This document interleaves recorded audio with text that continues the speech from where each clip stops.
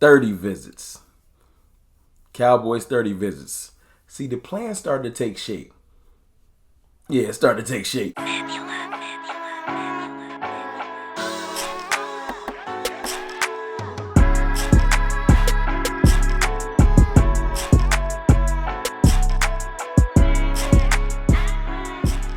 What's good, people? It's your boy, Mr. Rome, Cowboys Fan Talk. Right back. Like I never left. What's up with y'all, man? How y'all doing? I'm feeling phenomenal. Phenomenal. You know why? Because I hit 25K, and it's thanks to y'all, man. Thank y'all for all y'all support. All the new subscribers, I appreciate you. All the subscribers that's been here for a minute, I appreciate you. All the new subscribers, I appreciate you. But seriously, thank y'all for getting me to 25K. The road to 26,000 begins now. Let's get to it. But let's stop talking, man. Let's go ahead and get to 30 visits. Yes. The Cowboys, the one thing that the Cowboys are known to do well, whether you want to debate it or not, is draft. And the 30 visits are important to the Cowboys. Just in case y'all didn't know. Very, very important. It is documented. The Cowboys select from the 30 visits. They don't do the smoke screens. The people they bring in from the 30 visits and the official visits, yeah, they like to draft them for real. Like if you look at it, the trend or what we known to do, we bring our 30 visits in, we take advantage of those interviews, and if they're there, we pull the trigger. It's not just like let's bring them in and throw people off the scent. We don't do that well, but we do draft well, especially in the first round. We rarely miss in the first round, except for Taco Chow, and then we're gonna see what's going on with Mozzie. But anyway. Let's focus on this year's 30 visits. I wanted to put the list on the screen. Shout out to Nick Harris of Cowboys.com. Great writer, great reporter, providing the exact information. I'm going to shout out to my boy Outlaw Cowboy too. We're going to compare and contrast lists. Nick Harris was saying that some of the other lists aren't confirmed, but I'll still run down those names to you. But let's read this list first and kind of talk about who's on it and see where we can go with it. Nick Harris said, reported 30 visits to the Cowboys. And as you start to take shape, I'll bounce around the list a little bit and talk about the different positions, but it kind of gives you an idea of what we're looking for in what round. Round one, obviously, offensive tackle, Talise Fuaga out of Oregon State. Great run blocking tackle, physical. He's probably going to go in the top end of the draft. I think we're bringing him in just in case he falls to us, which is probably going to be like a miraculous thing. I don't see it unless he get caught with some drugs in the car. But anyway, we bringing in Fuaga.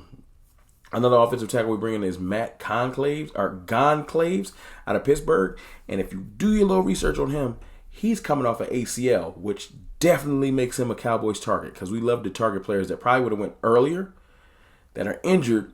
And now if we can confirm that the medicals are good, we can get them in the later round. We try to get a discount. It don't always work. But look for him to be drafted later in the draft if we don't get a tackle early in the draft and we get cleaned out, and he might be available later. So that's the two offensive tackles that are on his list so far. I know we're looking at more offensive tackles because apparently we worked out Morgan out of Arizona on a private workout. So sometimes if you get a private workout, you don't need to do official 30 visits. So pay attention to those small little things. Then you go running back. Big need of the Cowboys. You got Trey Benson on this list. Y'all know how I feel about Trey Benson. You got Jonathan Brooks on this list. And y'all know that he's been connected to the Cowboys many a times.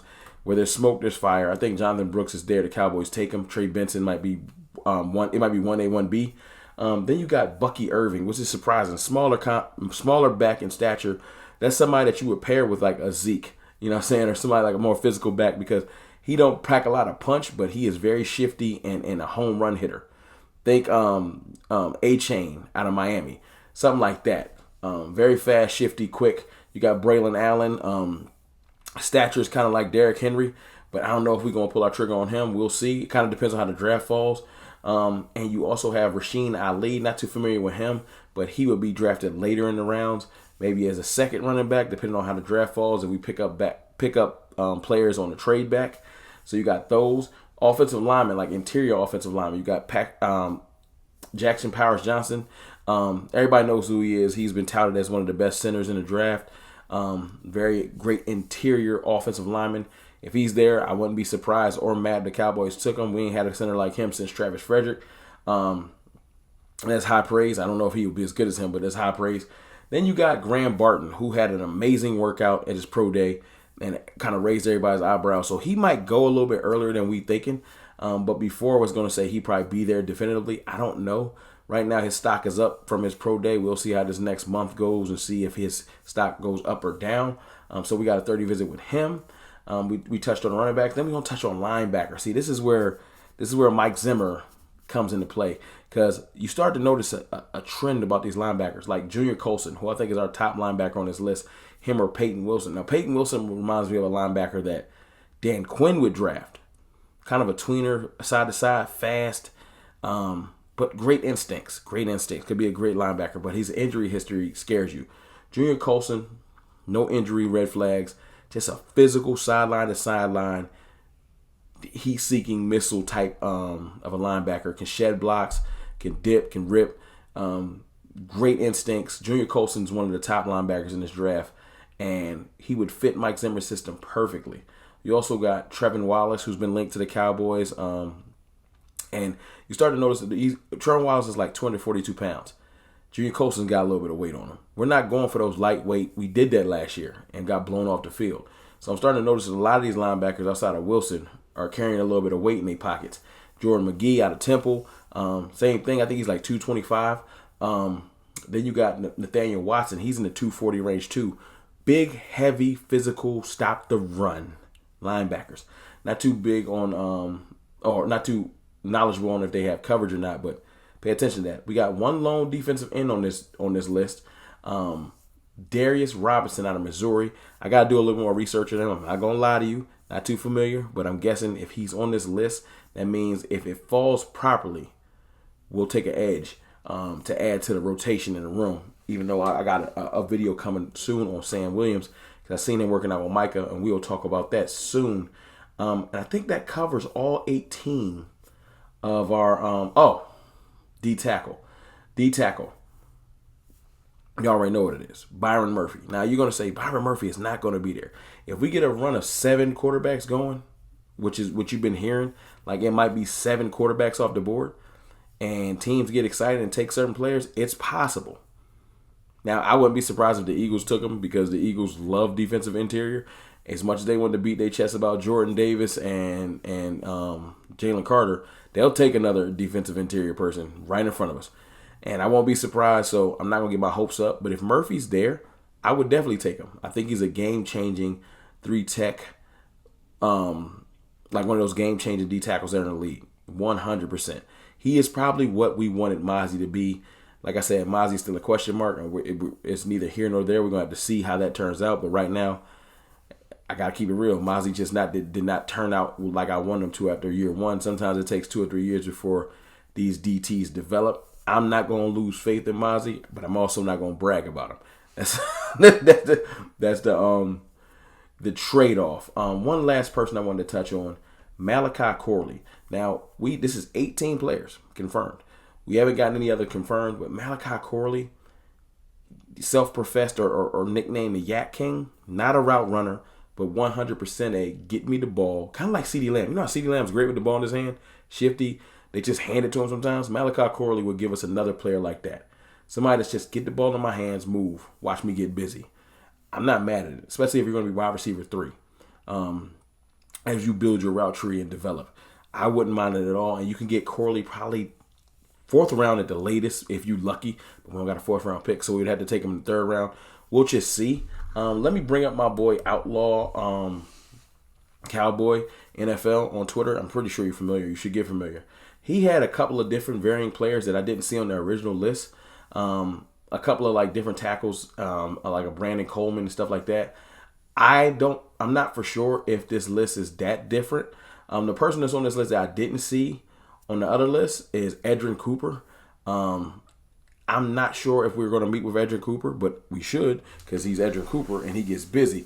But I didn't see him on the official list from Nick Harris. Either way, the plan is starting to take shape.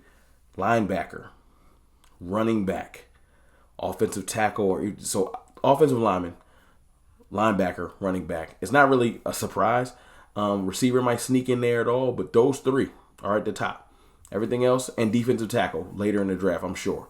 I know only Byron Murphy is on here, but I'm positive. The other 12, 30 visits when they come out are going to make more sense. But y'all let me know how y'all feel in the comments about who we meeting with.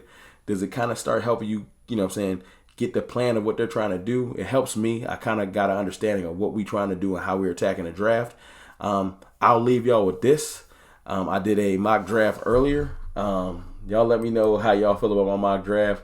Thumbs up or thumbs down. Hold on. I'll pull this up real quick because I thought I did pretty dope. Y'all let me know because everybody keep telling, hey, Ron, we can't go weapons. We got to fix the O-line. So I fixed the O-line. They did an upgrade on the players and the the rankings that are happening at PFF. I got a trade back with Washington. I got an additional third because I wanted. We don't got a fourth. And I picked up Jordan Morgan, tackle, even though we ain't meet with him. First or in the second round at 36. I picked up Zach Frazier, center, fixed the O-line. Then I got Junior Colson, linebacker, Bucky Irvin. These are people we actually did meet. In the third, I got Luke McCaffrey, son of Ed McCaffrey. Yeah, he got NFL lineage. Then I got Keith Randolph Jr., Evan Anderson, who's been linked to the Cowboys. He's not a 30 visit. Trevin Wallace, 30 visit. Rashid Ali, 30 visit. So y'all let me know what y'all think in the comments. I appreciate y'all. I love y'all. Let's do our thing and get to 26K. I'll holla.